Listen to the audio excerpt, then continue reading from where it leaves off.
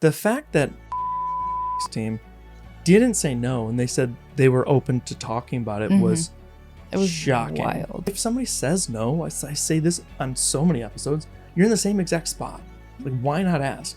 So, And I feel like those little yeses or like those we'll consider it's just like fuel your fire. It felt like that moment I was like, oh, we're onto something good here. Yeah. This is something special. style is more than just the clothes you wear. It's the essence of who you are, and it's in everything you do. Discover it here and unleash your style beyond what you wear. Hey everyone, Grant Alexander here, and welcome back to House of Style. Today we've got something new and really special lined up for you, and here's a little teaser. Later in the episode, we're going to reveal some funny mishaps that happened during our recordings and still crack us up. So stick around, and while we're at it, please do all the things like, subscribe, comment, like, and rate. But if you did only one thing, please share this episode with at least one person you think would enjoy it. Now back to the good stuff. You know, over the past episodes, we've had some incredible guests sharing their stories, insights, and unique styles with us. I've tried keeping those episodes around 60 minutes, but honestly, each conversation was so rich, they could have gone on for hours. So I thought, why stop there? Is there a way to keep the conversation going, even if it's not with them directly? Well, for the first time ever, I'm bringing on a House of Style team member and an amazing friend right here on the show. Say hi to Kristin, or Kristin, say hi to everybody. Hello. We are trying something new to bring you even more value, fun, and style. We'll be kind of unpacking the topics from our guest episodes, sharing our own experiences, and sharing some behind the scenes stories that you haven't heard before. So think of it as a candid conversation among friends where we explore style, life, and everything in between. So whether you're sipping your morning coffee, avoiding work, or on your evening jog, thank you for joining us on the newest part of our new adventure. All right, that's it. Welcome to the very first House of Style team episode. Let's dive in and get after it. Hi, Kristin. Hi, I'm so excited to be here. Welcome on. For those that don't know, Kristin is a very important person in the House of Style podcast and in my life. We met probably about 3 years ago and started off as clients and became good friends over the years. And her husband is Mike, who does all of the camera and everything work that brings you these amazing episodes week after week. So they are kind of like my marketing and production all-star duo that without them, House of Style, this podcast wouldn't exist. And when I have an idea or need to run it by somebody, Kristin's the first person I run it by. So I thought she'd be a great person to kind of unpack all these episodes and chat about them with. I love it. Let's do it. Let's do it. Okay, we've put out 11 episodes so far. What has been a moment or an episode overall that you've liked or really resonated? That's a great question. Honestly, I loved the episode with YASSiN and Terrio. I think a lot of people love that episode for a lot of reasons, but I think for me as somebody who is really ambitious, I have really big dreams, and I know I'm not at my end goal that I want to be at. It just felt really cool to watch somebody who just went for it and really went for it all in. And I loved even that their album's named Just Try. Yeah, obviously totally. That was completely intentional. Right. But I think that's been kind of a theme in my own personal life, is just going for it, just making the effort to not be afraid to be messy, make mistakes. I grew up as a kid who was like top of my class, good at everything, got A's really easily. And so I kind of had this, perfection complex for a really long time. And I've learned a lot about myself in the past couple of years, especially since COVID, and you had a lot of time to reflect. The most time. Especially as a creative who literally, our job was deleted at that time for all intents and purposes. Yeah. Just have had a lot of time to reflect on that and just kind of go, wow, if I continue on the path of perfection, I'm actually sabotaging who I'm meant to be, Sure. which is interesting. Yeah. There was so much time in COVID to think about it. And I was in a similar vein where everything just stopped with business. I mean, I stopped completely and started watching my nephew for 8-9 months and just was his nanny for, Yeah. for that time. But I totally hear you. And I love that that was kind of one of the themes you picked up. That's been a recurring theme from episode to episode. Totally. I think a lot of people, but when I think about Alex Wolking, he said he knew when he was 12 that that's what he wanted to do. And he kind of set himself up, no matter like what was going on, he knew that's what he was going to do. And he was going to do whatever it took to be the best at it.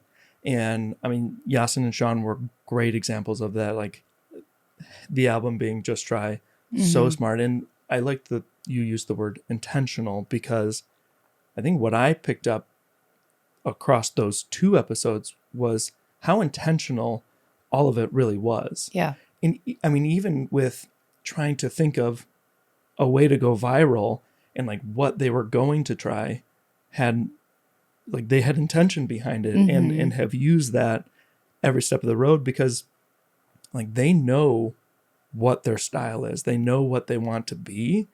And it's just like, we're going to go for it. We're going to be absolutely us at every second along the way. Right. And I so agree. Like that's what really made spending time with them special, because no matter like where you are from a creator perspective, no matter where you are, whether you've made it or not, I think everyone, and probably Beast is even thinking like some of those things that he still probably wants to top himself and like go for it and make it bigger. I mean, he's trying to buy an island right now or whatever it is.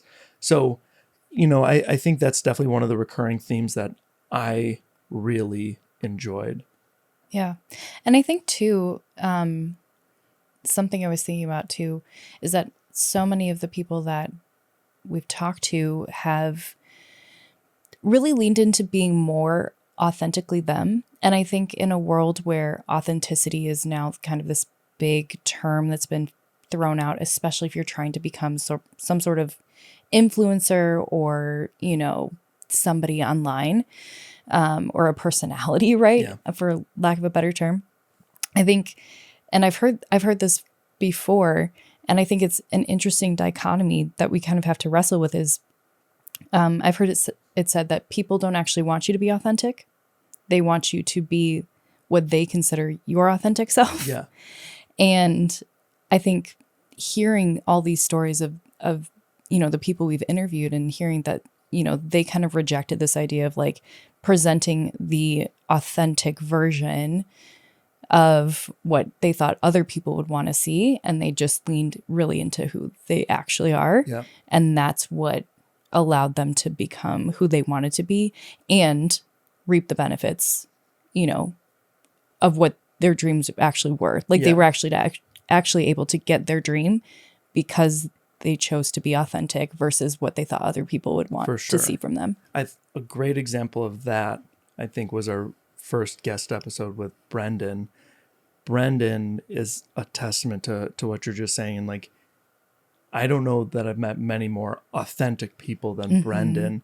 And, some people look at it and think, oh yeah, you have to be authentic and you have to have confidence to wear a skirt, as a guy that's wearing a skirt.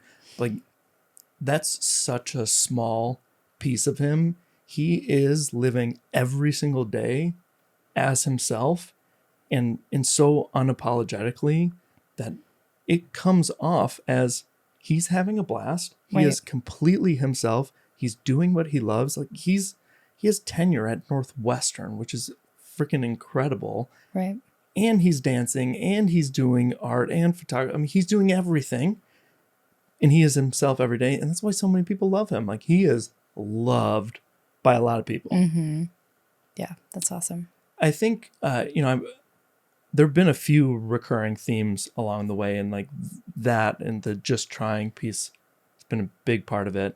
One that keeps coming up that I've always thought of as part of my style that I don't think a lot of people generally think of as style has been kindness. I mean, Marky Martin's episode had the word kindness in the title because it was such an important piece of it. And when I asked Marky at the very end to describe her style in 3 words, she said kindness. Like, boom, period, end of sentence. She didn't need 3 words.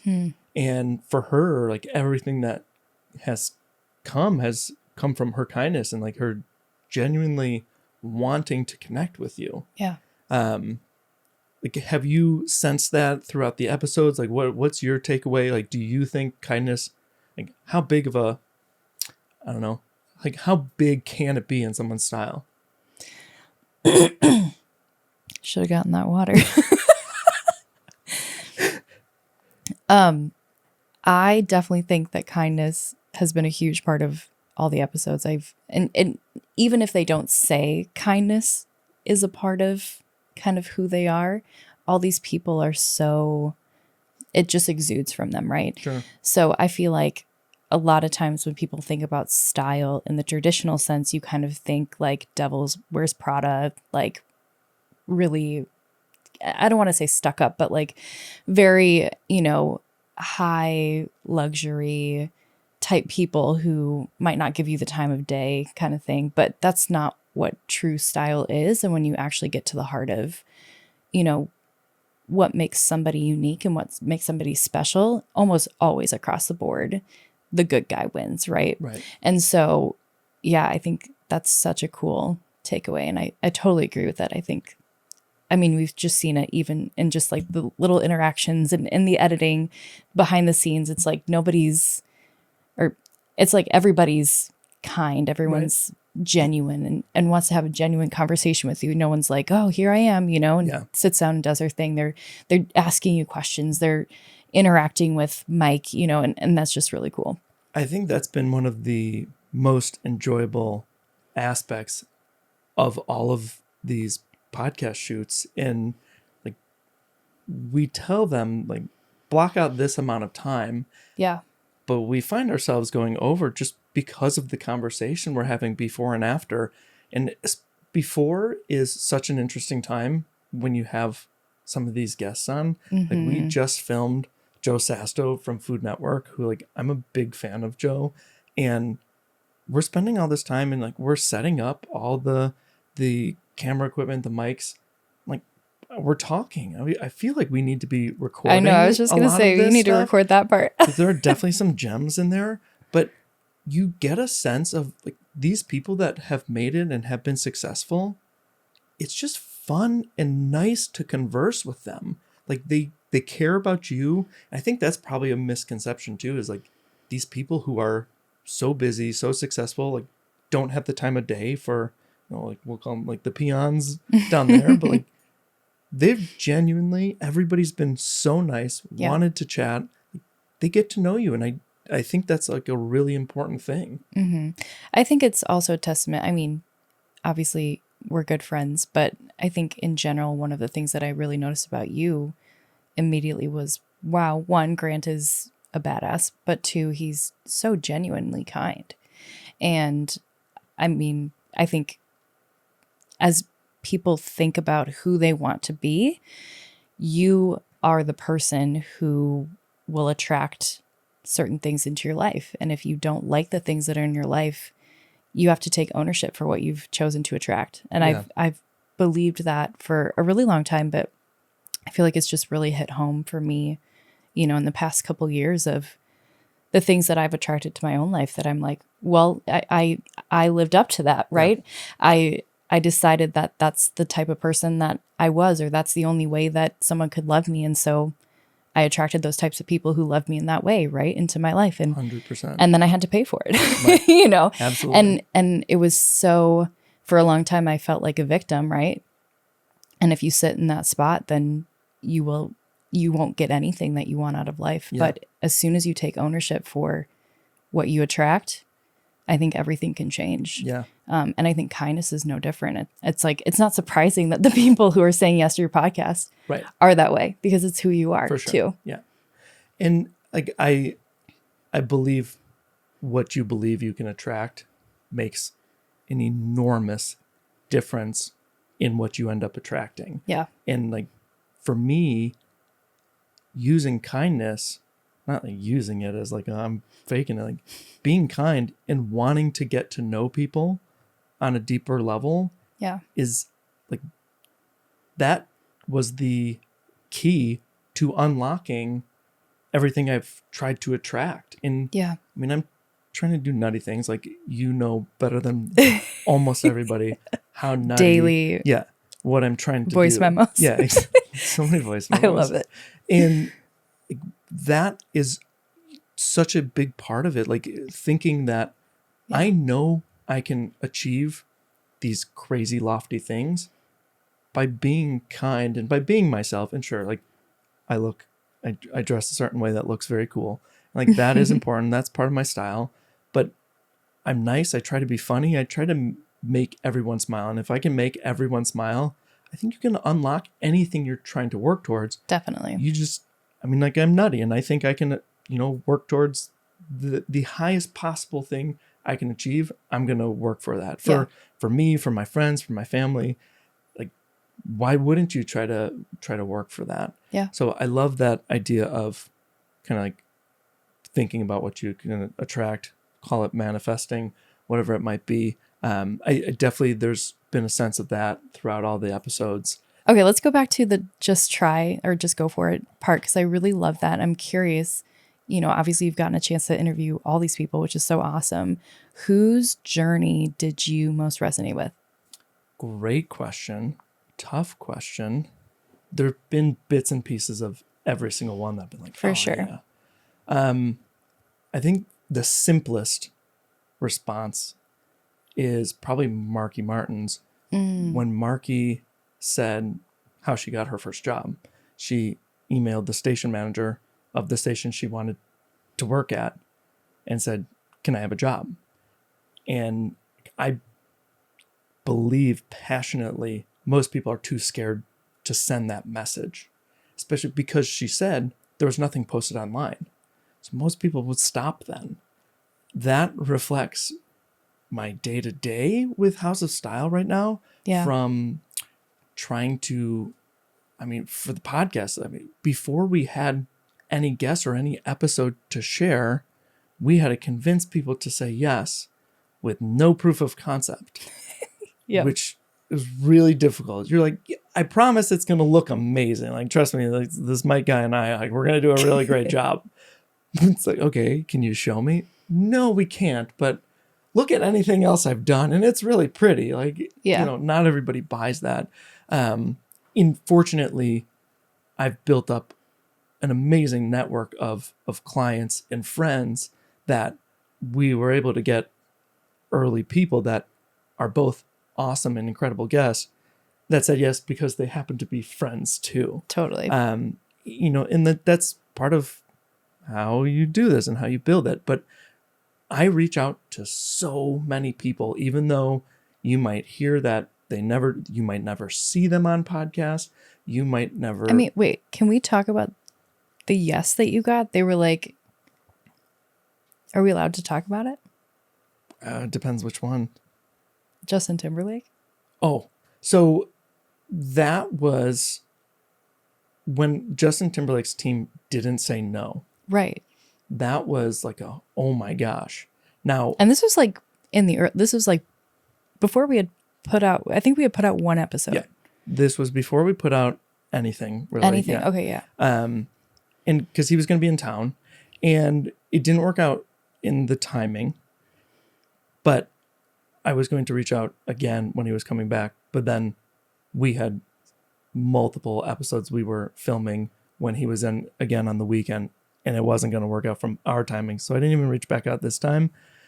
Plus he had the, whole thing going on with him. But back to what's important, the fact that Justin Timberlake's team didn't say no and they said they were open to talking about it was shocking. Wild. Shocking in the best way possible. And that's why you don't know. And if somebody says no, I say this on so many episodes, you're in the same exact spot. Like, why not ask? So And I feel like those little yeses or like those we'll consider it's just like fuel your fire. absolutely. Like I feel like I believed in this from the beginning because I just believe in you so much and I always have. But I felt like that moment I was like, oh, we're onto something good here. Yeah. This is something special. Yeah. And now, like, especially in the last couple weeks, Yeah. I'm feeling that more and more. And everything you hear about podcasting, the hard side of it, the bad side of it is true. Like, it is so hard. There's so much work that goes into it in making a successful episode, but not even just the production side of it and making an amazing episode, especially at the level that I and we demand of it. Yeah. But like, there's so much that goes into, I mean, the amount of time I spend writing descriptions and show notes and titles, like, people have no idea how Right. much work goes in. I spend hours and hours tweaking all that to make sure that it's as good as possible. And that stuff, especially early on when you're getting a bunch of no's, it's easy to understand why. I think it's something like more than half of podcasts don't make it past 6 or 7 episodes. Right. And it's absolutely easy to understand why, especially because you're not getting a ton of views and downloads right away. Luckily, like, we've had some awesome guests who have shared on their social platforms, and with all the SEO and the production value we're bringing, Right. we've been very fortunate to get great traction early on. And it's really in the past couple of weeks, starting with Marky's episode and then last week's, or we're filming, but like filming or releasing Alex's episode, the growth has just really, like, you can see the start of the hockey stick. And like, when I got that Totally. email a few days ago that we were going, like, podcast agencies were wondering if we had representation and if we wanted help monetizing, I was like, wait, House of Style, this podcast? Like, oh Yeah. my gosh. And so no matter all the hard crap that's going on, like, those bits, even a little yes from Justin Timberlake's team to the people that are starting to say, yeah, I mean, we're like, Joe Sasto from Food Network isn't little. We have a couple people that we're filming coming up that aren't little, and they have huge followings, and like, people know them. This isn't a small thing. Marky Martin is on national TV every single morning. Like, these things are happening, and it's because we're trying. Like, you have to put yourself out there. Yeah. But I think what's so funny is like, we're trying, and kindness has been such a pillar. 100%. It's like, you can't have one without the other. 100%. And if you do, you will fail. Yeah. Because I'm like, and I think this is something that everyone can take away from, everything that's happened is like, one, build your network and build it on a foundation of kindness and just go for it. Yeah. I mean, I got my first, job. I pivoted out of weddings, and my first job, I literally was like, oh, your ad agency kind of sucks. Hey, can I like write your landing page really quick? Like, just give me 24 hours. I stayed up all night writing it, and like overnight made 6 figures. Yeah. It's just like, right. That's the kind of world we live in. If you're kind and you like do good work, like, the world is your oyster. Yeah. People are attracted to that ambition as long as you do it nicely. For sure, like, it's amazing what can happen when you do those things and you're nice about it. Sometimes I do feel, a couple people have responded that they said yes because of the energy I'm putting out in the emails. On the flip side, I do feel like there have been a few artists that have come to Chicago that I really, really wanted to come on the podcast. And it wasn't even like a tight squeeze. Like, they didn't have any shows for days before. You know that they're going to be in Chicago the day before their show, because they're probably not staying in like some small town in whatever surrounding state. Nothing wrong with surrounding states. Love most of them. But Chicago's Chicago. It's like, why wouldn't you stay in Chicago? And we didn't get a response, or they said no, they weren't interested. And some of them artists that like I love, they don't have huge followings. Like we have Yeah. just as big or bigger of a following. And I felt like my emails were almost like too nice or probably too long and not to the point enough that they're like, F this guy. Like, so maybe there's like too much kindness exuding. I don't know. I don't feel know. like it goes back to being authentic, though. It's Yeah. like you have to be you. And if Yeah. you're going to get rejected, I think that's what people need to understand. 100%. Like if you want any sort of recognition, and it doesn't even have to be like online, if you want to be known for anything, you could be like a scientist or, you know, writing in scientific journals and you're known for that. You are going to be constantly rejected, constantly ridiculed, and you have to be ready for that. And I think that comes with like this, and I think this is the last thing that we were going to talk about, but this inner self-assurance that I think all of our guests have exuded is just like they, at the core of their being, know that what they're aiming for is their destiny. Yeah. And they're unashamed, unabashedly pursuing that destiny, right? Yeah. But if you take criticism and you internalize it, then you'll change the path of destiny. For sure. And you'll actually get off the path, right? That was exactly what I was going to say. It's like, it's one thing to be self-assured and like know that's what you're supposed to do. I think all that can change and you change your path if you take it personally. For sure. You cannot take these things personally. Like when I'm reaching out to, whether it's a big name or a small name, no matter who it is, they have their own priorities. Like they have their own like benchmarks for where their talent, if I'm talking to managers, like where their talent can go on. We had fantastic connections to some huge names and a couple up and coming big names too.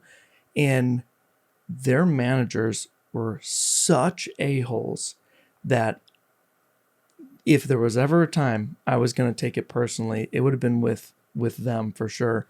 But you have to separate yourself from what they're doing.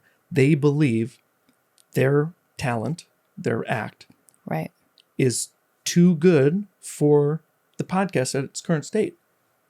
You have to say, fine, I totally get it. The podcast at that time was not anything. Like it was small. It was teeny. One of them, we didn't even have YASSiN and Sean's music episodes out yet. So in the second one, we did have them out and they're amazing. So I was a little bit kind of like, you could have been a little nicer about this. But like, especially because my emails are so nice, like you don't have to be so rude back. But like, again, you can't take it personally because our podcast does at this point not have 1 million followers every episode. So, and like, that's what they wanted. Right.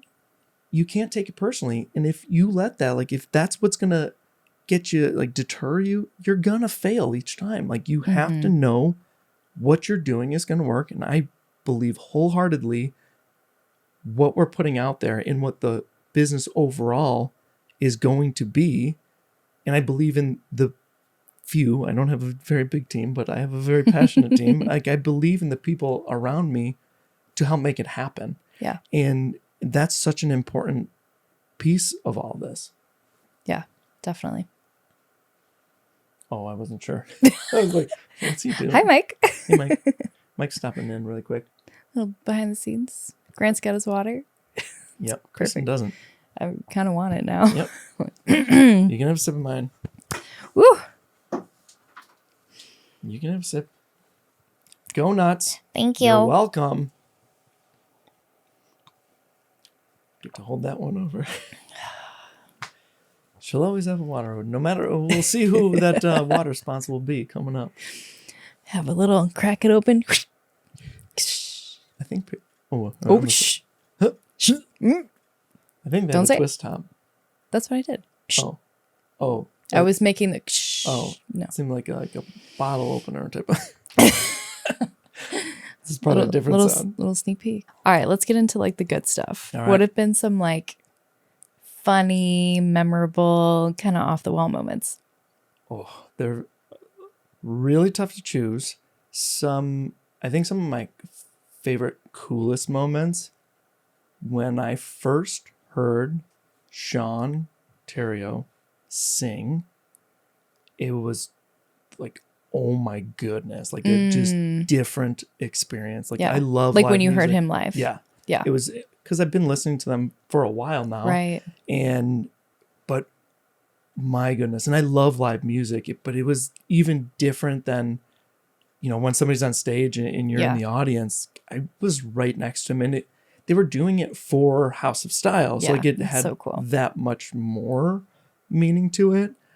My goodness, can he sing? It's unbelievable. But like then he'll just switch gear to like Winnie the Pooh to Bane to Trump to like, I mean, it was unbelievable. Wow. How he can so quickly stay in character and like go to the next character, but also sound amazing. And then like, I remember there was one that was, I was like, or Can't Stop Falling in Love. And like, he went from one voice into the next, into his real voice. Wow. And it sounded beautiful. And you're like, how does someone do that? Yeah. Like being an impressionist is difficult on its own. Yeah. Being a singer at that level is difficult. Like, to mix the two, wildly talented. So like that was so fun and cool. I mean, we were laughing for a very long time with that.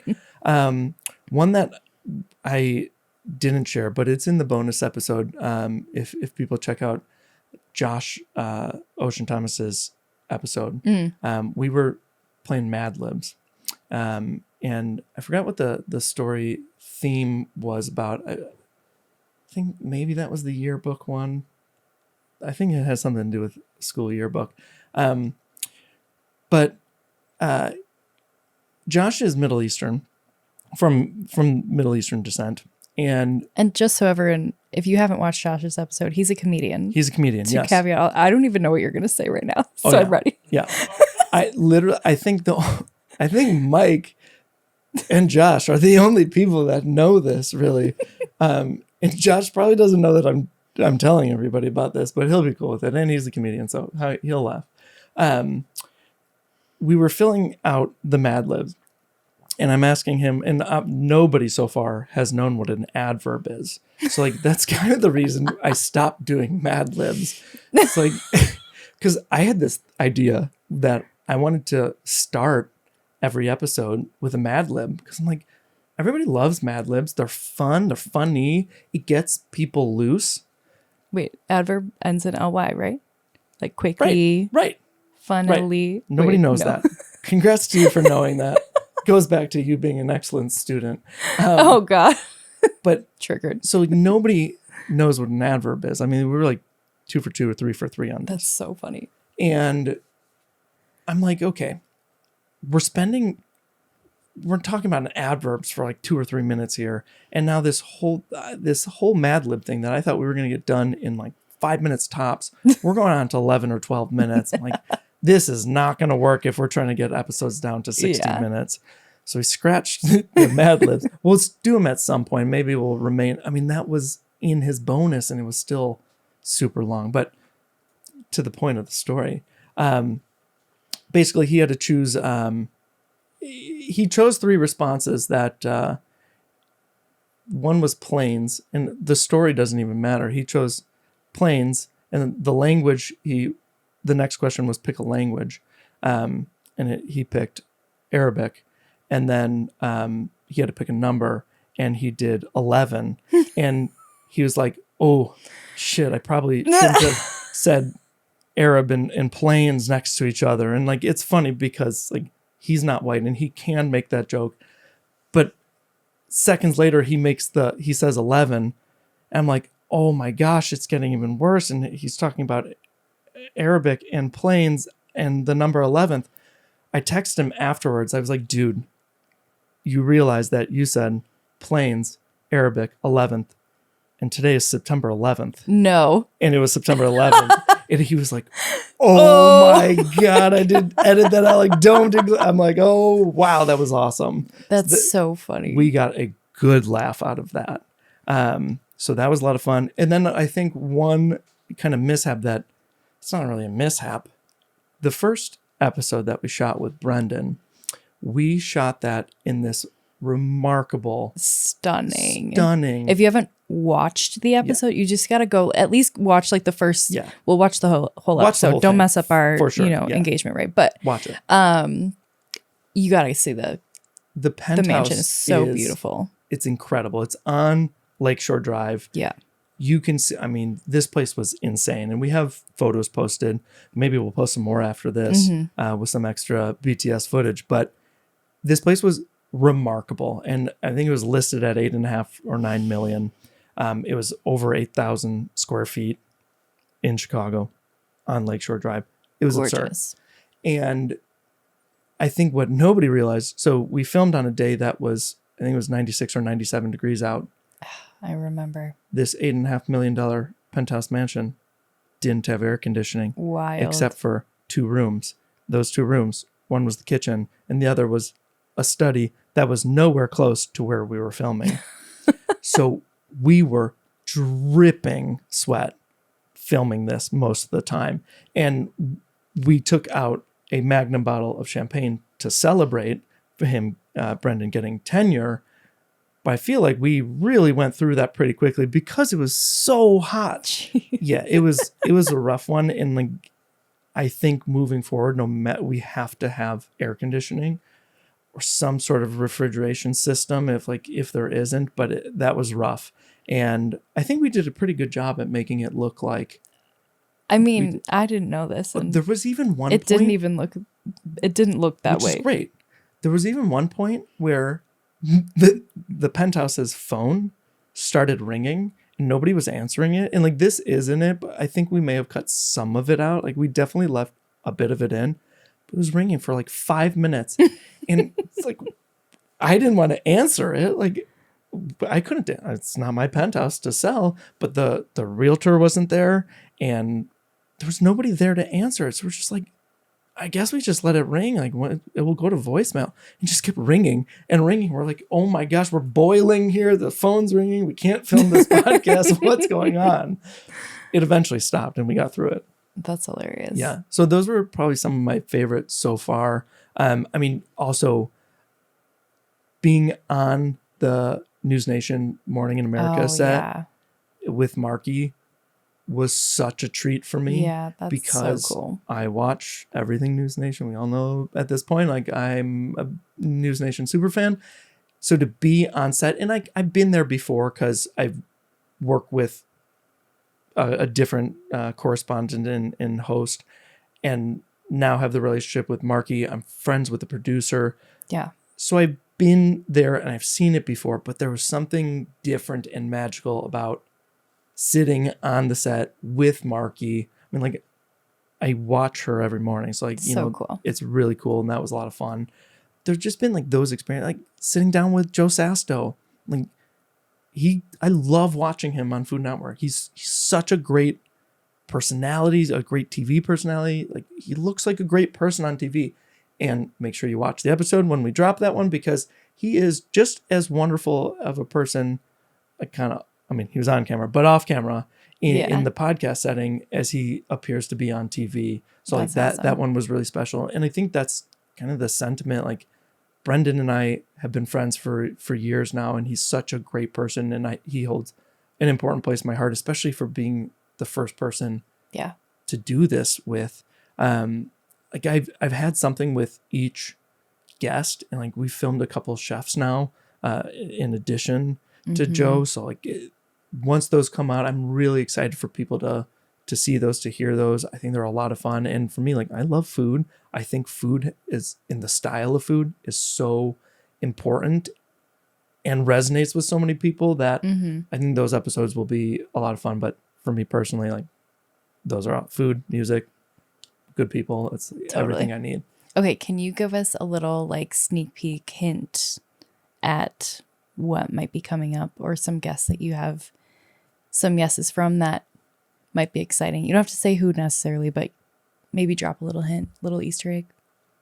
I don't know. Let's see how well I can do this on spot without giving away names. So there are a few artist coming up that we are in talks with their managers as like we're coordinating times with them. A couple from when I was growing up, I loved listening to them, to some that are like making their way into bigger and bigger names, playing shows at Thalia Hall, Lincoln Hall here, the Vic. It's like we have some bigger names coming up that are a lot of fun. There's a really cool jewelry designer that I'm excited to have on. There's just a lot of like really interesting, unique people, an author that I think will resonate. That's very like timely and relevant. Cool. So yeah, there's some really cool people coming up. Cool. I'm excited. Yeah, I think all this will be great. Like I'm so excited to keep it going. I can't thank Kristin enough. She's been there this whole time when I, had the idea and said like I want to do a podcast. And I've thought about this for a long time. Like right away, her and Mike were like, "We're in. Let's do it." And like obviously means the world, especially we've cracked the top 150 on Apple Podcasts. High five. High five. Like that's It's no so small cool. thing. It's so cool. And we passed 10,000 downloads, right? Like more than surpassed at this point. I think so. The cool thing that happened, we haven't really even talked numbers the past few days because like a lot of this has changed. Things have been happening very quickly, guys. So it's been very cool to watch. Wednesday, and be a part of. When we got that first email, so 5-6 days ago, when we got that first email that someone had seen us on the Apple Podcasts Society and Culture list, top chart list, I was like, oh, let's go look at it. Like I haven't looked at this yet. And when you're researching podcasting, like what your goal is to get on these top charts, because that's when the hockey stick growth happens. So that was Wednesday. Thursday, we had 1,000 more downloads and listeners than we have on average. Friday was 2,000 more than we have on average. Crazy. So like in 2 days, we had 3,000 more downloads and listeners than we had on average. And then Saturday, we actually got bumped out of the top 150. So in what was really interesting is that the downloads and listeners reflected that. And it was like 500. Wow. So we went from, 1,000, 2,000 to 500. And then we're filming today and we're back in the top 150. So I'm excited to see where it's at. I try not to look at the numbers, like to get obsessed with it because that's not what it was about. But when you're trying to get more and like more acts on and more talent to come on and share their story, it is really important, especially then if you try to add sponsors. So really exciting things happening. So like, subscribe, share, save. What are all the things? All the things. Those are pretty, if you're going to do one thing, share. Sharing is so important because the word of mouth and you sharing with one person and them sharing with another, like those are the fans, like those are the people we know are going to listen to this and that are going to get value out of this. Like we don't care about someone that's listening for 2 seconds. Like we want this to be valuable. I know this is going to be valuable. I know that our guests are going to bring value for everybody. And it's just going to get cooler and cooler and more fun. And eventually we'll bring back all these like first guests too. I know. Like once like we really get into it, because there are plans of like really getting into it. And once we do that, like I want to bring all these people back and say, hey, let's do this episode again. Like you were one of the first in it. And I think, there's another story to tell right now. So many big things happening. Please do like, subscribe, comment, share, rate. Right. That sounds like all the things. That sounds right. Please do them. Kristin will be back soon. We'll get Mike on here sometime as well. And probably more team members as this continues to grow. But for now, remember that style isn't in your wardrobe. It's in you.